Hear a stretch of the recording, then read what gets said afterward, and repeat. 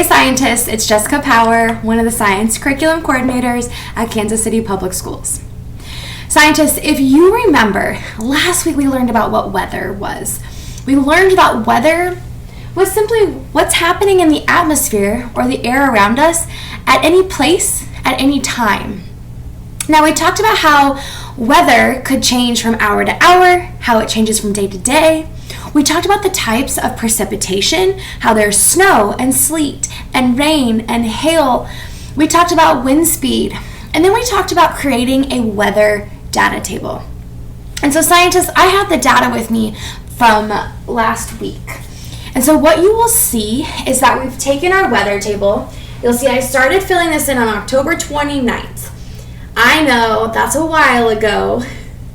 And I continue to fill it in for each day, October 29th, October 30th, the 31st, then we get into November. So I recorded for November 1st, 2nd, 3rd, and 4th. And scientists, this is what the weather data turned out to be. Now there's a lot of interesting things to look at on here. The first one, I want you to take note that if you notice, I recorded the weather at the same time every day. And I did this to be consistent. The word consistent allows us to be able to look at the weather on a day-to-day basis and be able to compare it. Now the temperature always changes throughout the day. So I wanted to make sure that when we were comparing these 7 days, that we were looking at the temperature at the same time between those days. Because it wouldn't be super accurate if I looked at the weather at 9 a.m. on the 29th, and then at 2 p.m. when it's warmer on the 30th, excuse me. So what we're going to do with this data scientist is we're actually going to create a graph. We're going to create a bar graph to show us the temperature. Now scientists use graphs to represent data. Yes, we can look at this data table, but I don't know about you scientists, there's a lot of numbers on there. And it's really hard for me to compare these numbers when I could make a bar graph that shows me what those numbers look like when they're compared. So scientists, we're going to make a bar graph today to compare the temperatures. From there, we're going to talk about how meteorologists or people who study weather use weather data to predict or make forecasts about the weather that we have in the next week or so. Now, meteorologists have a really, really tough job because the weather, it's always changing. So it's really hard for a meteorologist to be 100% correct because you just never know. The atmosphere is very, very varying, meaning it changes all the time. And as our Earth rotates, that can also change weather patterns. So that impacts how the atmosphere of the air is moving, what direction it's moving. But then we also have different places on Earth that impact our weather here in Kansas City. For example, the Rocky Mountains out in like Colorado, Utah area, those mountains can impact our weather. They can either make weather really nice for us, or it can make weather kind of stormy for us.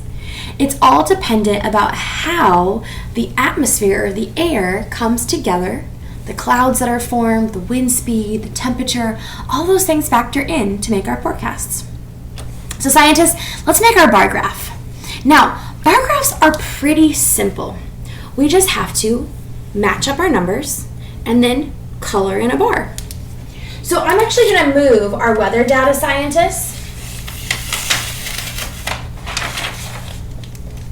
to right here. That way we can still reference it. Now scientists, a bar graph has 2 points on it. It has a side where we're going to label temperature, and then it has a bottom that we're going to label date. So I'm going to come and I'm going to draw lines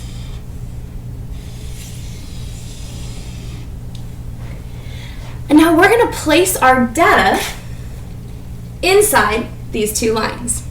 So the first thing that I need to do, scientists, is I need to write my dates out. So we went from October 29th to November 4th. So here's 10, 29, 10, 30, 10, 31,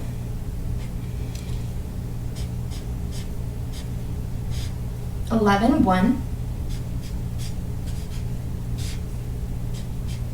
2, 11, 3,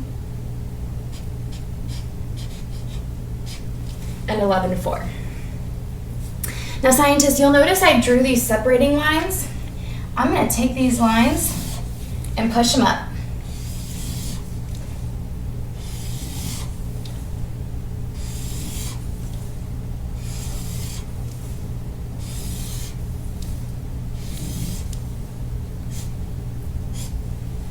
You get the point. Now on the temperature side, I'm going to make a range of temperatures. So what I'm going to look for, scientists, is my coldest or lowest temperature. So that's here at 39. And I'm going to look for my warmest temperature. And that's 48. So I need a range between 39 and 48. Well, scientists, graphs always start at 0. I don't know if I have enough room to write all the way up to 48, or it'd be really close together. So what we can do is we can make a little squiggle line, and that says 0 to whatever number is in here. Now I'm going to start my data table, or the rest of it. I'm going to start it at 35, just a little bit below. So we have 35, 36,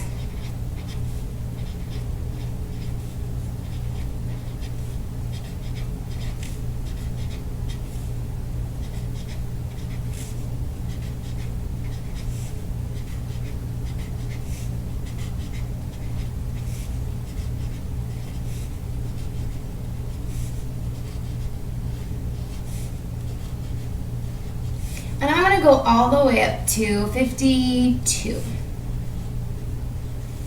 Okay. Now what I'm going to do is carefully draw lines straight across so it makes a grid. Okay? So from 35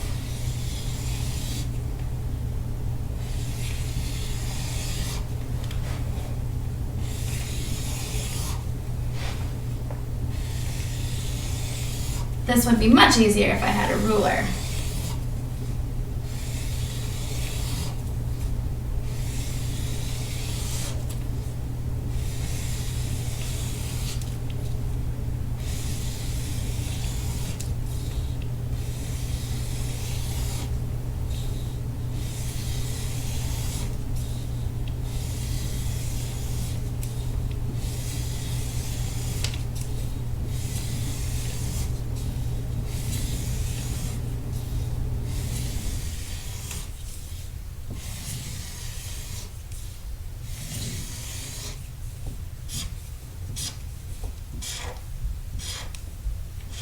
Okay. So now, scientists, what we're going to do is we're going to look at our data table. And for each day, so October 29th, we're going to fill in the temperature all the way up to 39. So here's 39.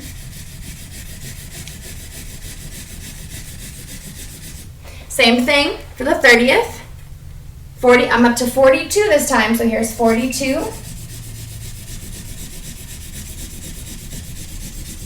And scientists, you'll see how it starts to create bars. So you can really see, go up to 48 this time, and compare the difference in temperature.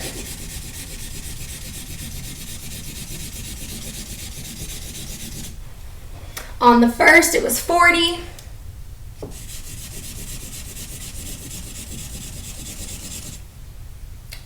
Then 42.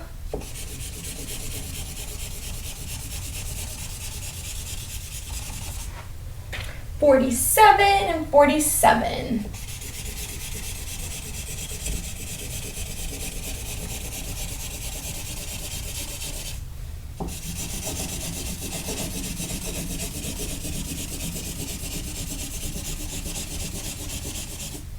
So scientists, this is just another way to represent the information that was on our data table. It's kind of nice to look at a graph like this because you can look for patterns or trends. And those patterns or trends are exactly what meteorologists look for. So meteorologists are people who study the weather. You might see them on the news or hear them on the radio. They're responsible for looking at weather data, collecting weather data. They're responsible for looking at maps that show weather patterns, things like air masses, so cold air and warm air that's moving around. And there's also maps that show wind speed and direction. So meteorologists take those maps, they take the weather data, and they use those to make predictions about what the next week is going to look like. And so they're able to tell us next week on Wednesday it's going to be a high of 45 and it's probably going to be sunny. And they can be confident in that decision because of the data they looked at, the data tables, the graphs, the maps they've looked at. And they're able to put those things together. They're able to analyze them. And they're able to look for patterns and trends. And they're able to see and predict what's going to happen on those maps with the wind speed and where those air masses, where it's hot or cold, are going to go. And if we might see precipitation. Now, meteorologists have a really important job because if you think about in the spring and summer, sometimes we see severe weather like tornadoes or really strong winds that can cause damage. And so when meteorologists use this information, they can help protect us or tell us when to take cover so we're staying safe. So scientists, it's important to look at, not only collect weather data, but to graph your weather data, to make comparisons, to analyze, to look for patterns. For us, there's not too much of a pattern here. It kind of goes up and down. But then again, it's fall. And in the fall, we can see any kind of weather. So there's going to be steady ups and downs. But as a whole, as we get into winter time, we will notice that the temperature starts to go down and gets colder and colder. And those are patterns that we can predict. So scientists, take some time, look at your data, try to create a bar graph if you can with the temperature or the wind speed, or if you had precipitation. Next week, scientists, we are going to be talking a little bit more about weather, but we're going to focus more on seasons and the type of weather that we see in seasons and why. So I'll see you back here next week, scientists. Have a great day.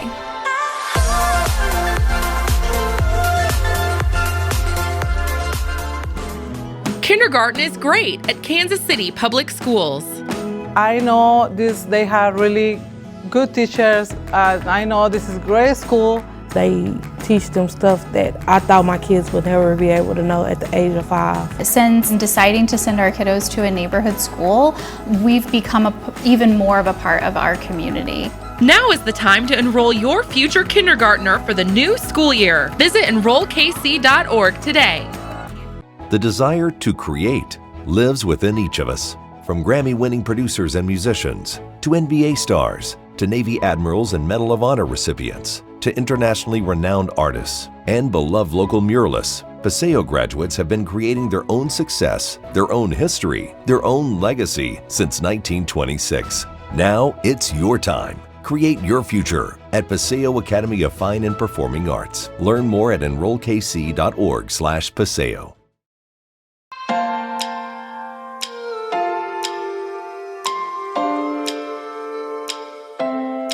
Hey scientists, it's Jessica Power, one of the science curriculum coordinators at Kansas City Public Schools.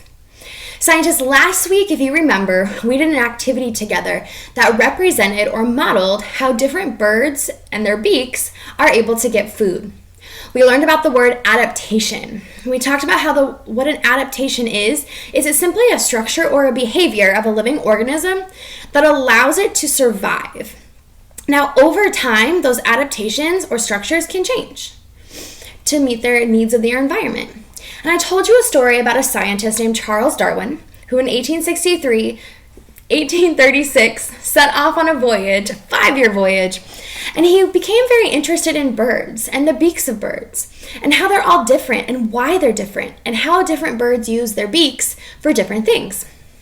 So scientists, we don't have another demo to do today, but last week I told you we were going to read a book, and that book is going to go further and explain for us what it really means for different birds to have different beaks. You ready? Here we go. Scientists, we're going to read the book, The Beaks of Birds. And you can see there's all sorts of different birds on this cover page. And that those birds have all different sorts of beaks. Imagine you like to go walking with your neighbors because they know so much about nature. Both used to be teachers, and they are friends of your family. Mr. and Mrs. Hernandez, you call them Mr. Pedro and Mrs. Aiko, live in an apartment building next door to yours. They have a small yard with bird feeders and have given you a book to write down things you can find in nature. They call it a field notebook. Every time you go on a walk with them, you take your field notebook with you so you can write down things you see. They often take binoculars with them on their walks to look at the birds. Binoculars help them to see things far away and allow them to appear closer. One day you see Mr. Pedro and Mrs. Aiko excited about something they are looking at through their binoculars. You hurry over to them and learn that they are looking at the first hummingbirds of the season. They put down their binoculars and invite you to go on a walk with them and see what other birds are out today. I think a good place to start on our walk is at the Big Bird Feeder, suggests Mrs. Aiko. We have a challenge for you today. Can you tell what each bird eats by the shape of its beak? The shape or structure of the bird's beak bill has been formed over many, perhaps thousands of years to have a specific function or way to eat a particular food. Look at the bird on the feeder. It's called a house finch. And underneath the feeder, eating the seeds that the house finch spills, are little brown birds called house sparrows. Can you tell what their beaks have in common? What are they eating? She asks. They're eating sunflower seeds, you say. Those seeds have a hard cover. I can't eat them without cracking them with my teeth or using a nutcracker. How can those little birds eat them? Mrs. Aiko's delighted. That's exactly right. They do need something like a nutcracker. That's why their bills are big and cone-shaped. Mrs. Aiko takes out a nutcracker and demonstrates how it cracks a walnut. She shows you how the nutcracker has a place to hold the seeds. When you look closely with the binoculars at the house finch, you can see that there is a little bump on the inside of the bill where the bird can hold the seed. You draw a picture in your field notebook of the house finch's beak and the nutcracker. Mr. Pedro points out a different bird feeder. It does not have seeds, but it has some sort of liquid in it. Oh, look, he exclaims. There's another hummingbird. You look at the tiny bird. The hummingbird pokes its beak into something that looks like a tiny flower on the feeder. It's a long beak, looks like a straw, you exclaim. Is it drinking the stuff in the feeder, you ask? Mr. Pedro laughs. You've got the right idea.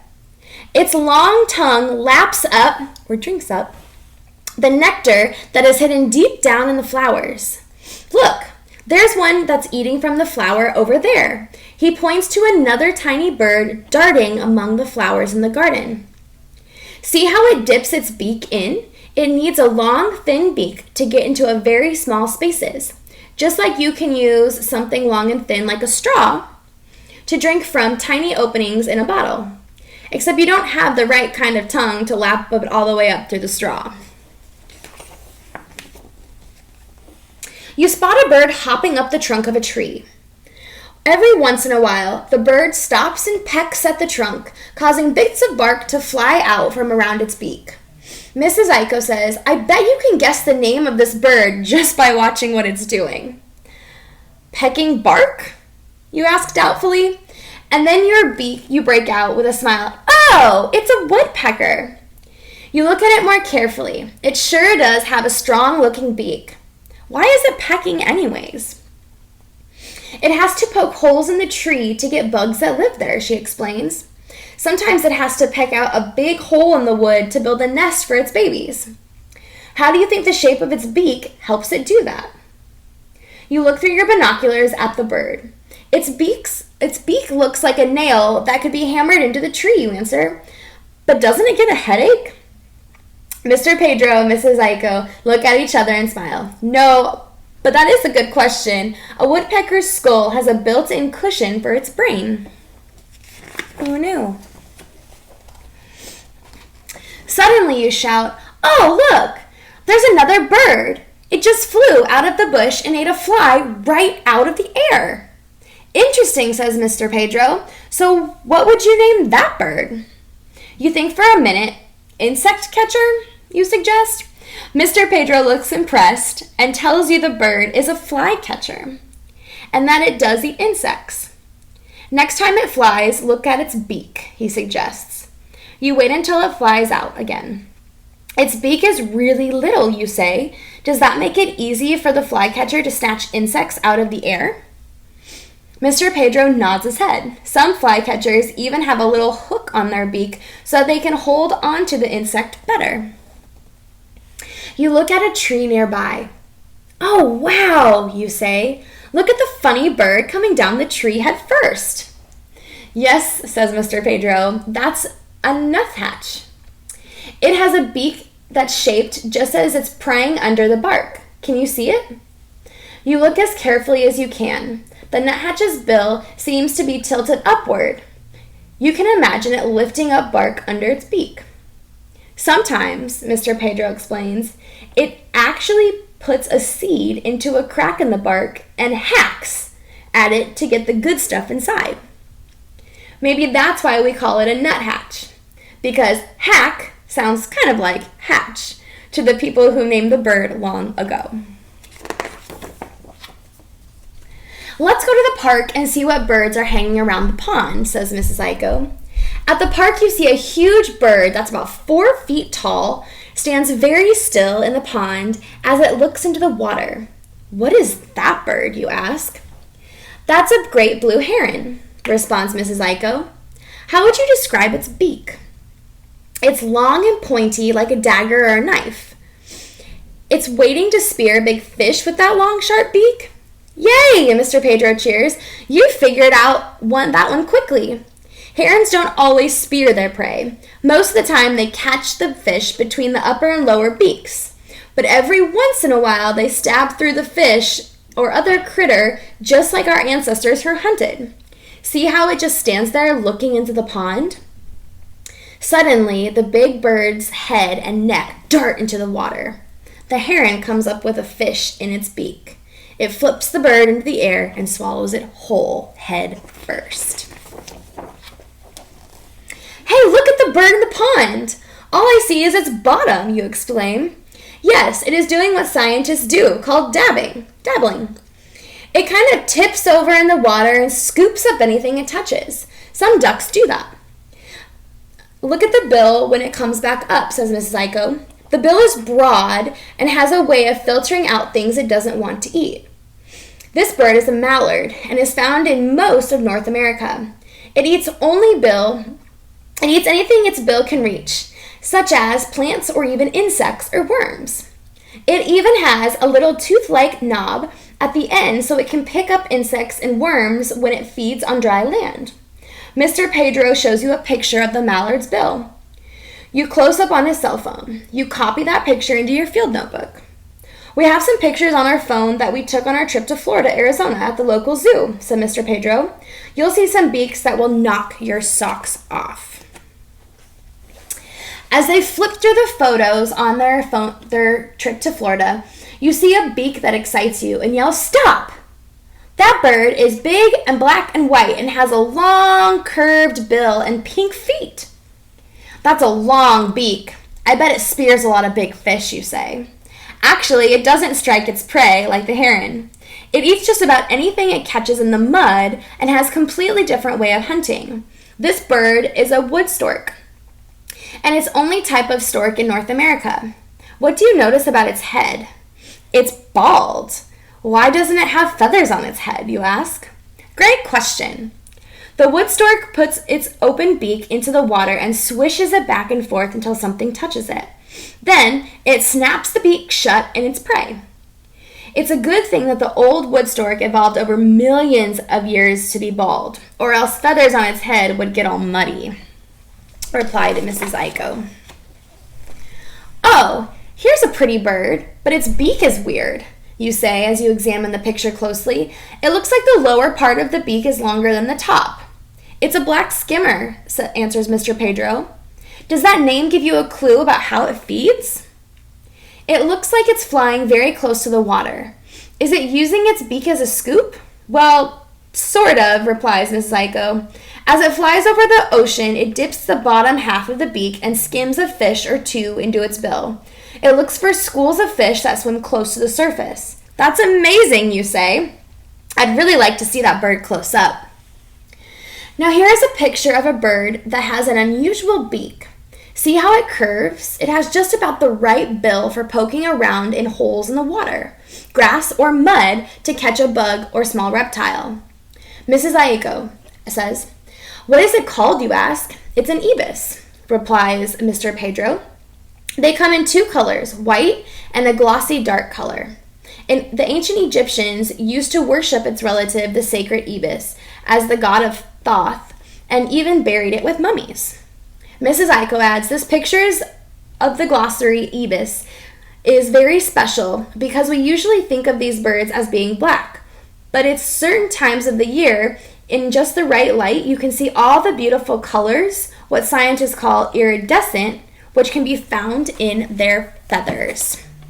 Aren't these birds beautiful, scientists? It's dinner time, so you have to go home. You thank your neighbors for taking you on the bird walk. While you are heading home, you see some pigeons on the fountain and wonder what kind of bills they have and how their bills, or beaks, help them eat. You ask yourself, what do pigeons eat anyways? You write this question down in your field notebook. As you turn your street, you think about all the beaks you've seen today and how they relate to what birds eat. You don't like the thought of eating bugs or frogs like some birds. Then you think about your own mouth. You have teeth for biting and teeth for grinding. Your mouth is perfect for what you eat, and you're happy with just what you are. So scientists, that was just a book to show you different kinds of beaks, how birds with different beaks eat their food. Now these are all these beaks are different adaptations. So they're different structures that the bird has that allow them to survive and get food within their environment. Scientists, I'll see you back here next week. And next week we're actually going to talk about something really serious. We're going to talk about the wildfires that are going on across the country and across the world and how that impacts different animals in the ecosystems they live in. Have a great day, scientists. I'll see you next week.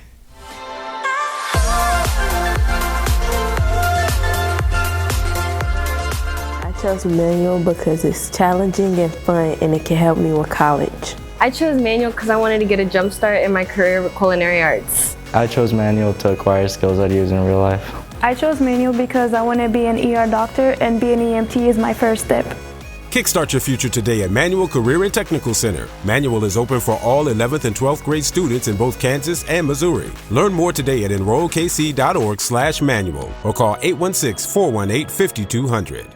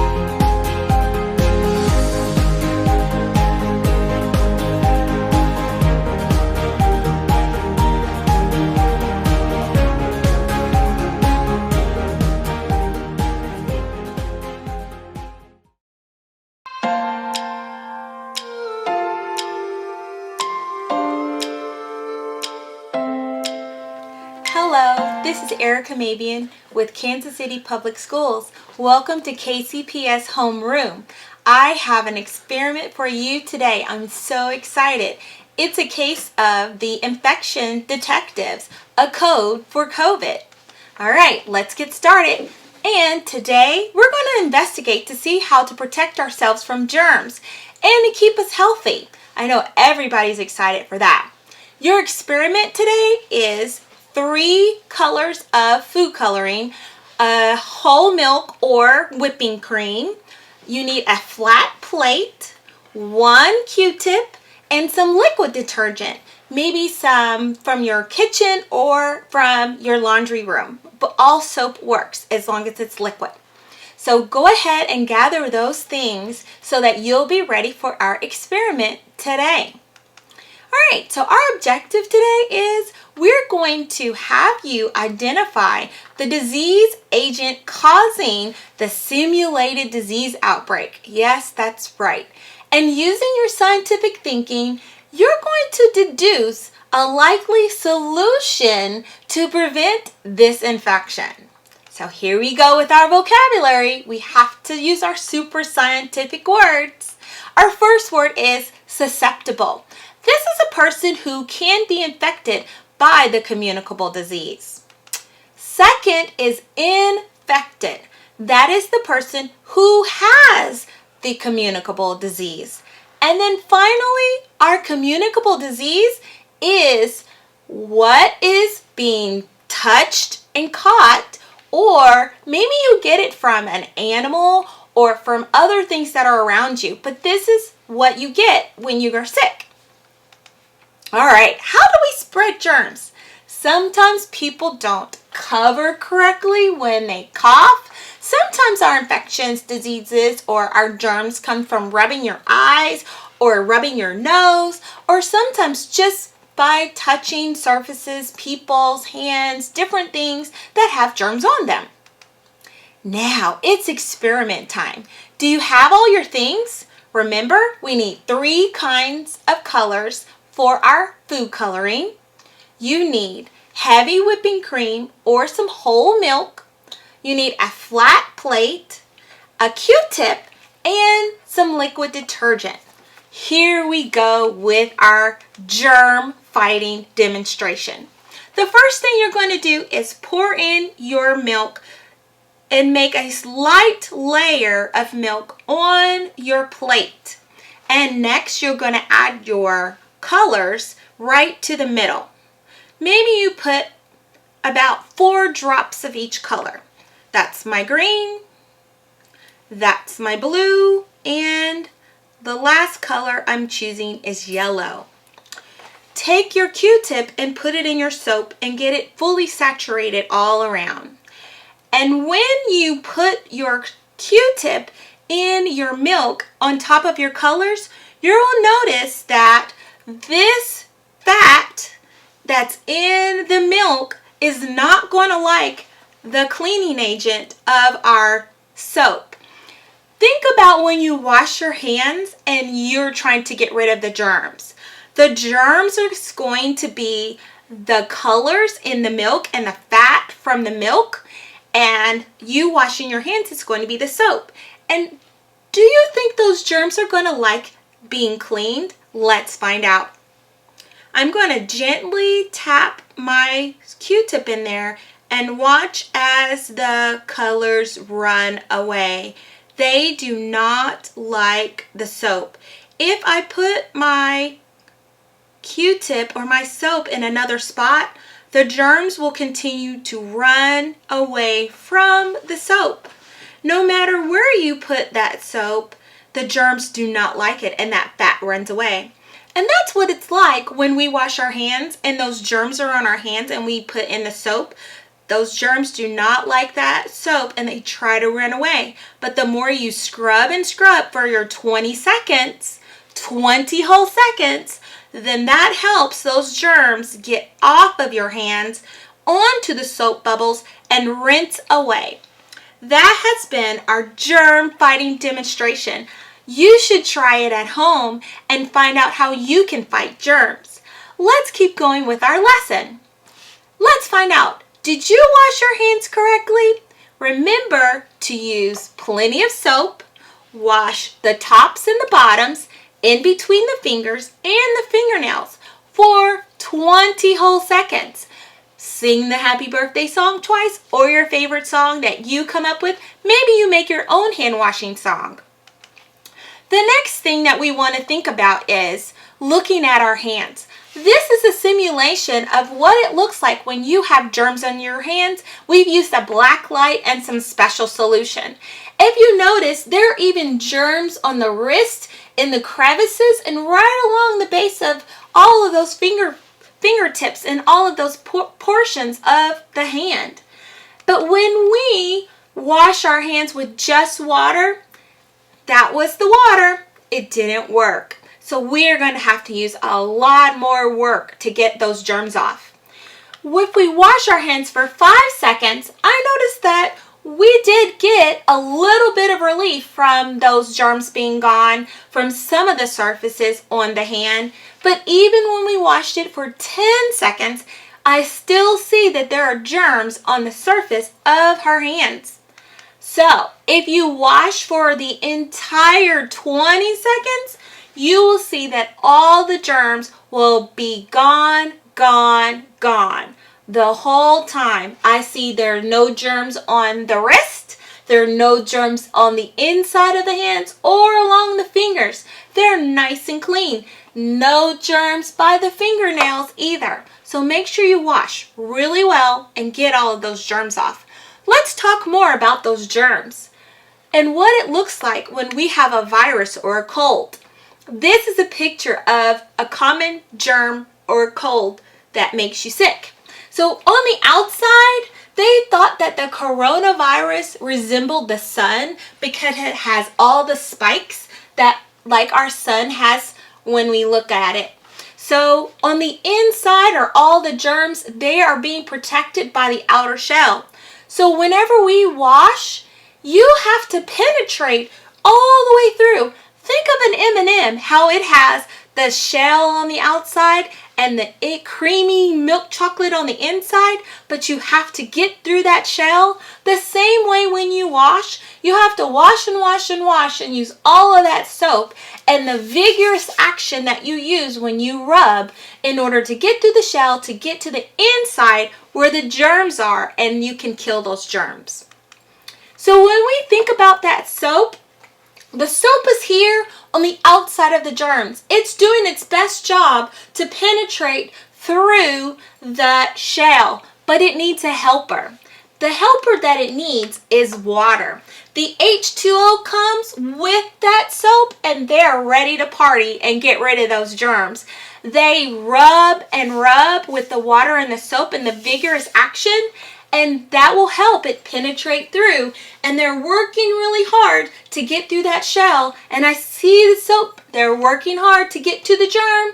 And if you keep on rubbing, then finally you'll break the bond.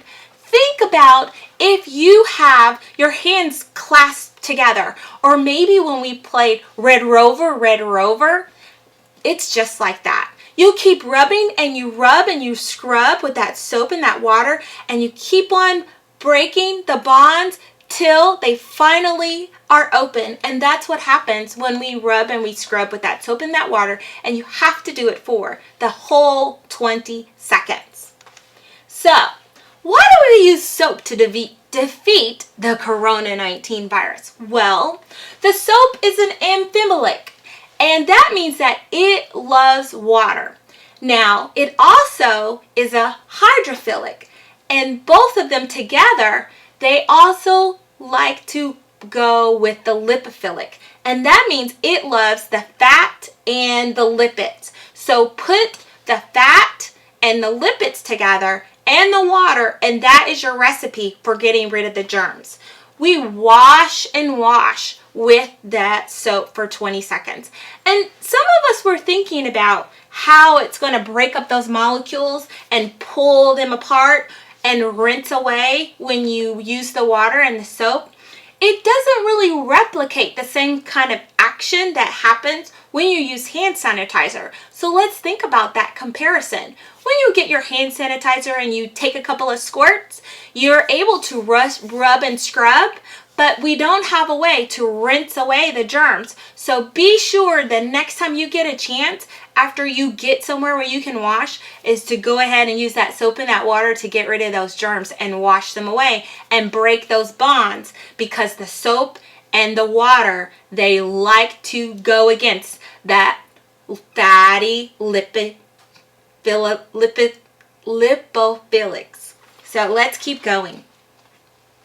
All right, so now we're ready to code the corona. Are you ready to do the activity with the coding? I know you are. So if you are maybe 3rd grade to 6th grade, you would be really great to do Code the Corona on our simulation game with Scratch. I'm going to show you my game that I use to code the Corona, and you will be able to make a game as well.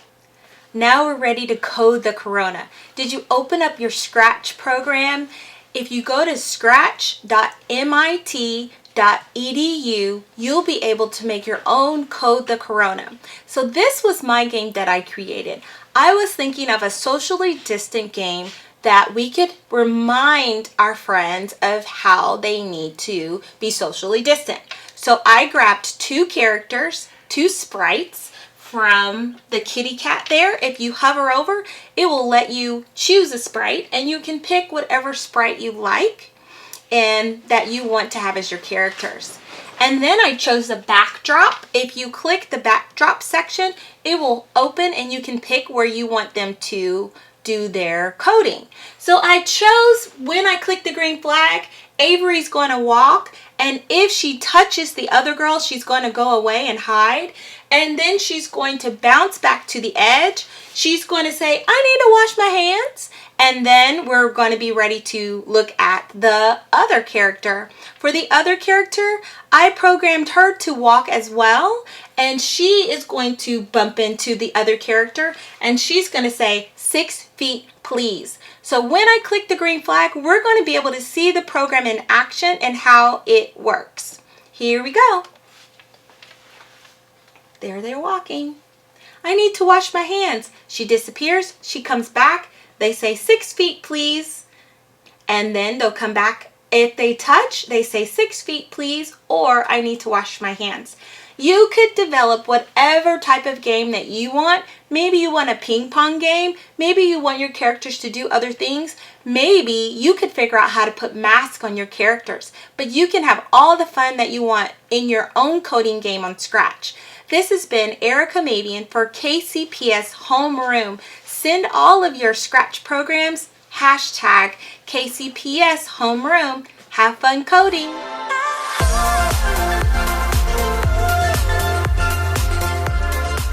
Southeast because of the culture, the band program, and restorative justice.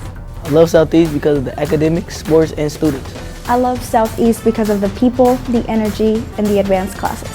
It's not alike. I love Southeast because the students here at Southeast are full of potential and they believe in achieving anything. We are Southeast. Southeast. We stand shoulder to shoulder. Join the Southeast family. Enroll today. The desire to create lives within each of us. From Grammy-winning producers and musicians, to NBA stars, to Navy admirals and Medal of Honor recipients, to internationally renowned artists, and beloved local muralists, Paseo graduates have been creating their own success, their own history, their own legacy since 1926. Now it's your time. Create your future at Paseo Academy of Fine and Performing Arts. Learn more at enrollkc.org/Paseo.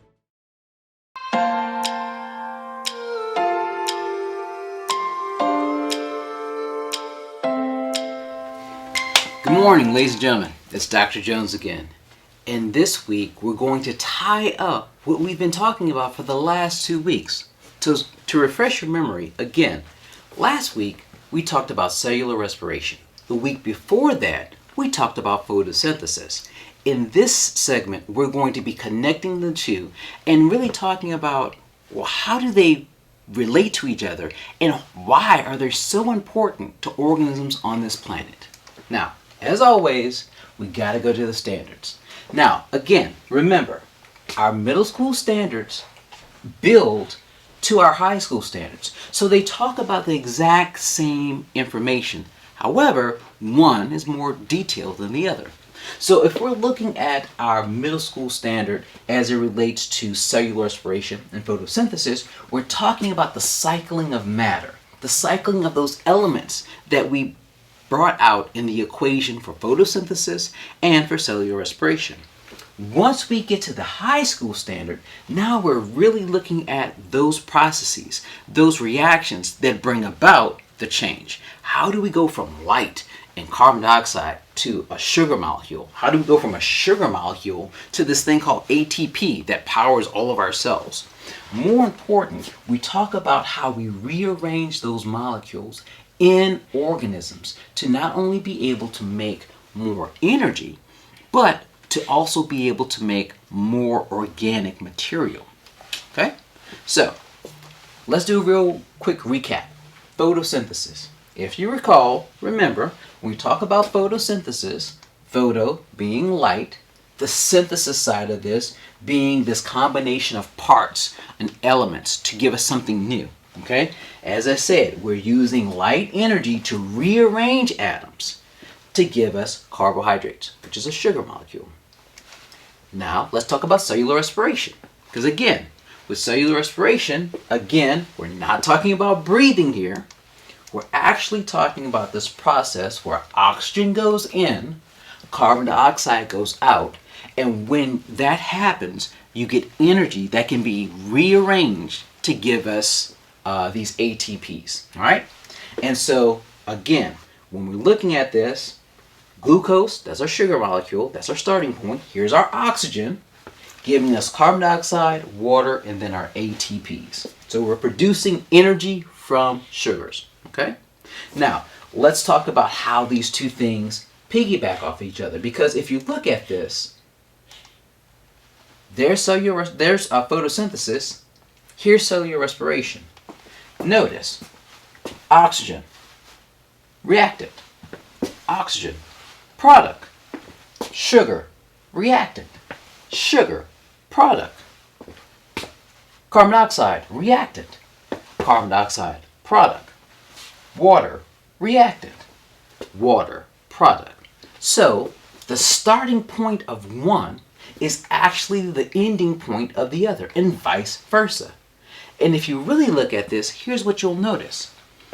We take light energy and convert it into ATPs. So one of the things that I want you to think about is, in science, you're taught all the energy on the earth comes from the sun. And we're really talking about the energy used to keep things alive, these ATPs. And you can see it in this model, yes.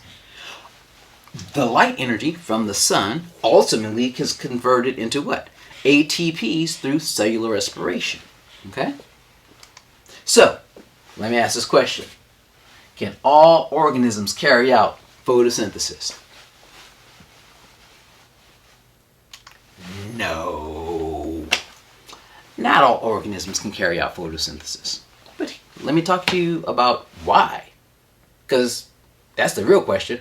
Why can't all organisms carry out photosynthesis? So, well, let's start with this. What do you need to be able to go through the photosynthetic process? Well, you know you need light.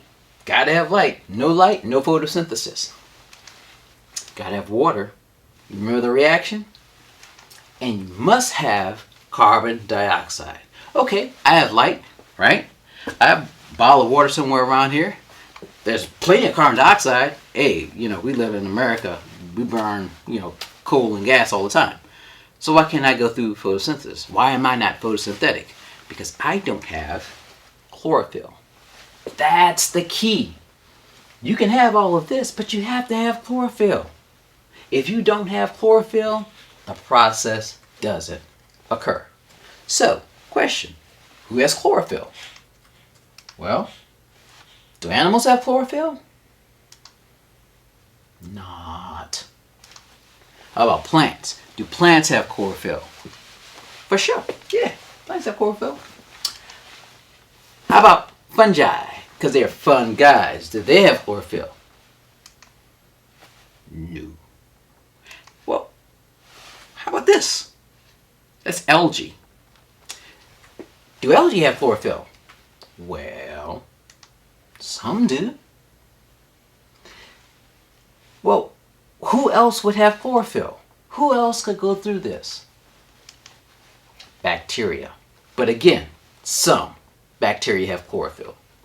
So what you find is that almost at every level, prokaryote and eukaryote, we have photosynthetic organisms.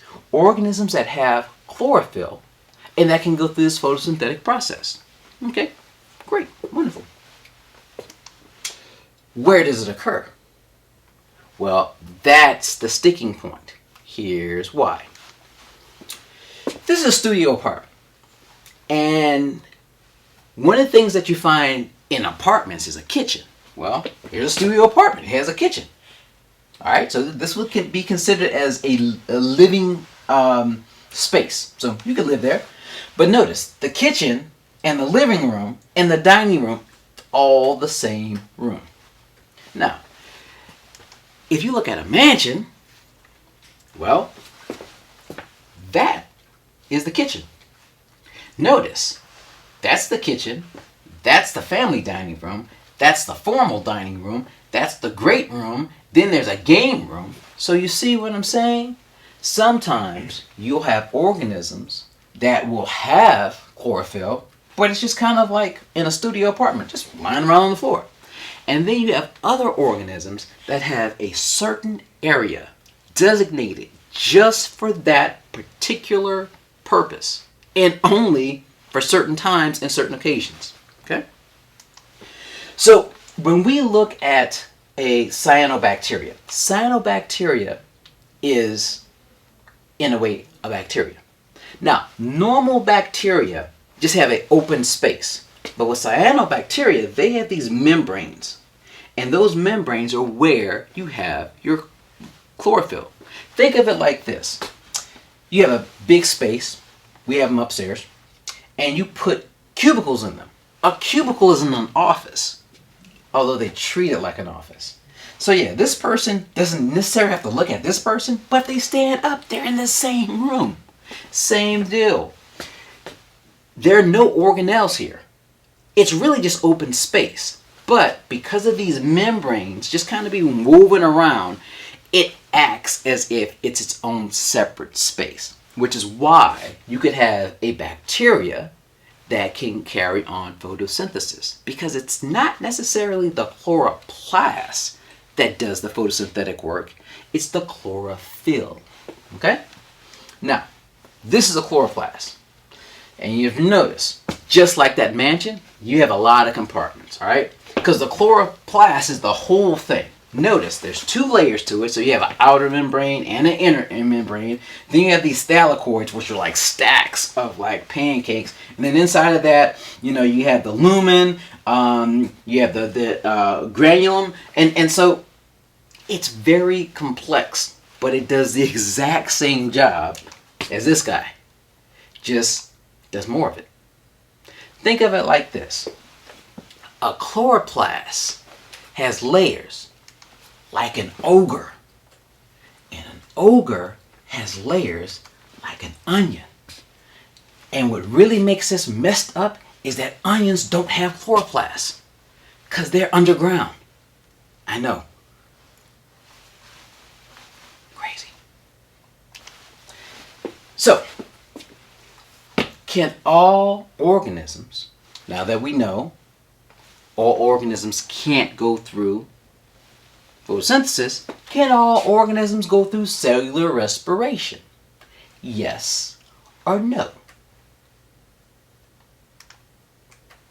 No. No.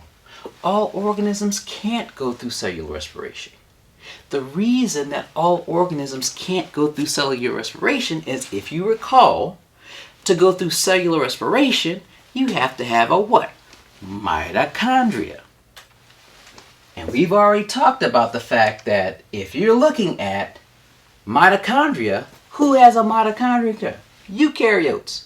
So can all eukaryotes go through cellular respiration? Yes. Oh, no mitochondria? No. Have a mitochondria? Yes. That's simple. So, going back to our discussion or looking at our different organisms, here's what I want to ask you. Do animals have a mitochondria? Yeah. Do plants have a mitochondria? Yes. Do fungi have a mitochondria? Yes. Do algae have mitochondria? Yes.